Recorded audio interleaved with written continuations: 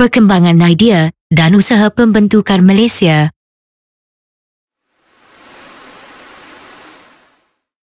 InsyaAllah dengan izin Allah Subhanahu Wa Taala pada 31 hari bulan Ogos 63 kelak negara baru itu akan muncul sebagai sebuah negara yang merdeka dan berdaulat. Hidup Malaysia. Hidup Malaysia. Merdeka Malaysia. Idea pembentukan Malaysia dikemukakan pada akhir abad ke-19 yang melibatkan pihak British dan penduduk tempatan. Berikut antara cadangan serta idea pembentukan Malaysia.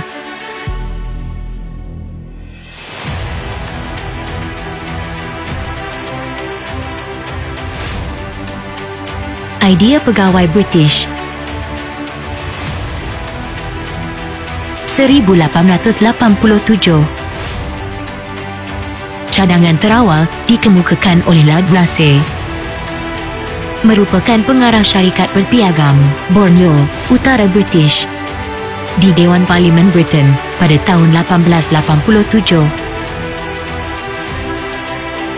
Beliau mencadangkan penggabungan Sarawak, Sabah, Negeri Melayu dan negeri-negeri Selat supaya menjadi tanah jajahan yang besar.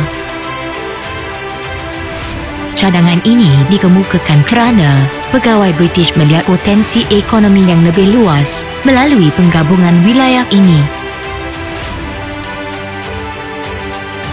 1951. Setelah tamat Perang Dunia Kedua, Sir Malcolm MacDonald, Gubernur Jeneral British di Asia Tenggara mencadangkan penggabungan tanah jajahan British di Asia Tenggara bagi membentuk satu entiti politik dan ekonomi. Langkah ini bertujuan menyesuaikannya dengan rancangan dekolonisasi. Pada tahun 1951, Sir Malcolm MacDonald mengadakan perbincangan dengan Dato' Jaafar, pemimpin UMNO dan ahli Majlis Perundangan Persekutuan berkaitan dengan usaha menggabungkan Tanah Melayu, Singapura dan wilayah Borneo. 1952. Sir Gerald Templer, Pesuruhjaya Tinggi British di Tanah Melayu, meminta penggabungan wilayah ini disegerakan bagi tujuan keselamatan. Pada Januari 1960, Mesyuarat Pegawai Tinggi British di Borneo bersetuju dengan cadangan pertahanan dan keselamatan. 1960. Sir Geoffrey Tory, Pesuruhjaya Tinggi British di Persekutuan Tanah Melayu mencadangkan penyatuan Singapura dan Persekutuan Tanah Melayu atas kepentingan ekonomi. Cadangan ini mendapat sokongan pejabat kolonial.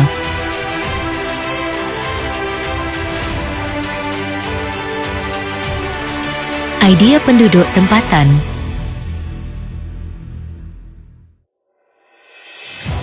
1906. Majalah Al-Imam menggeser penyatuan raja dan orang Melayu dalam pendidikan dan pembangunan ekonomi di alam Melayu. 1938. Konsep Melayu Raya diperjuangkan oleh nasionalis Tanah Melayu. Antaranya termasuklah Ibrahim Haji Yaakob, Harun Aminur Rashid, Ahmad Bustamam, Ishak Haji Muhammad dan Dr. Burhanuddin Al-Helmi sejak sebelum Perang Dunia Kedua. Idea mereka untuk menggabungkan Tanah Melayu dengan Indonesia. Idea ini tidak berhasil apabila Presiden Sukarno mengisytiharkan kemerdekaan Indonesia pada tahun 1945 tanpa melibatkan Tanah Melayu. 1955. Tunku Abdul Rahman Putra Al-Haj dalam ucapan di Persidangan Agung UMNO pada bulan Oktober 1955 mencadangkan Singapura, Sarawak, Sabah dan Brunei menyertai Persekutuan Tanah Melayu.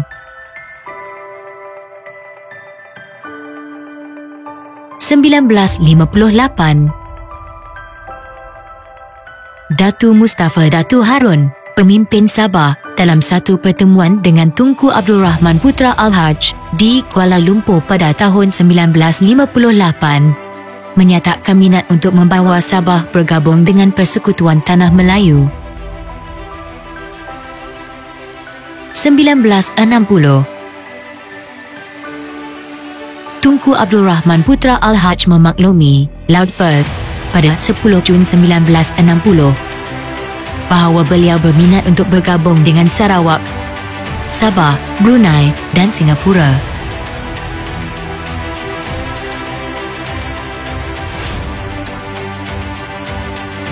Rasional idea pembentukan Malaysia.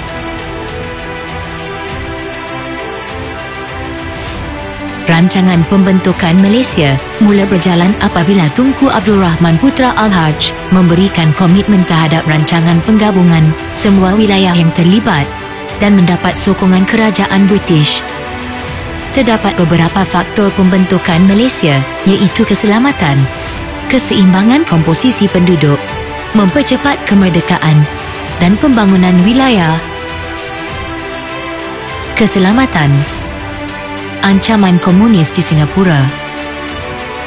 Ancaman komunis di negeri ini telah menggugat keselamatan Persekutuan Tanah Melayu.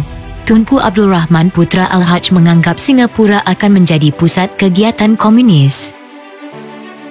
Oleh itu, langkah penyatuan dengan Singapura ini dapat memberikan kuasa kepada kerajaan persekutuan dalam bidang keselamatan dan pertahanan bagi membendung ancaman komunis di Singapura. Perkembangan di Sarawak. Sarawak berhadapan dengan ancaman komunis melalui Gerakan Clandestine Komunis Organisation (CCO). Dengan penyertaan Sarawak, kerajaan British berharap dapat membendung ancaman komunis. Keseimbangan komposisi penduduk.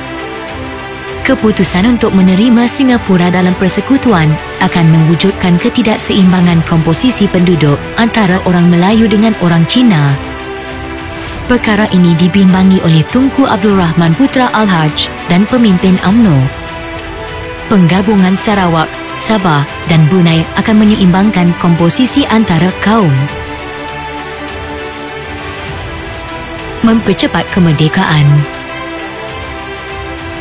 Bagi pihak British, pembentukan Malaysia dapat merealisasikan rancangan dekolonisasi serta mempercepat kemerdekaan wilayah Borneo, terutamanya Sarawak dan Sabah.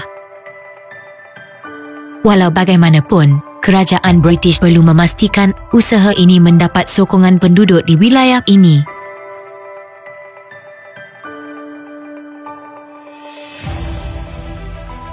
Pembangunan wilayah. Cadangan penyertaan Persekutuan Tanah Melayu, Sarawak, Sabah, Singapura dan Brunei membentuk sebuah negara, bertujuan agar wilayah ini dapat bersatu dalam usaha mempercepat pelbagai bidang pembangunan. Pembentukan Malaysia boleh meningkatkan taraf hidup peribumi dalam pelbagai aspek seperti infrastruktur, sosial dan ekonomi yang lebih seimbang.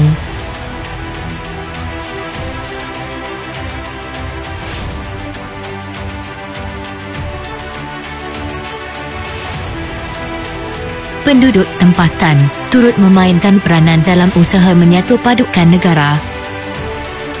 Pembentukan Malaysia membuktikan pemimpin dan rakyat mempunyai fikiran yang jauh untuk merancang masa hadapan yang baik. Pembentukan Malaysia juga sekaligus dapat mengekang anasir komunis yang boleh mengancam keamanan negara. Untuk mewujudkan keamanan serantau.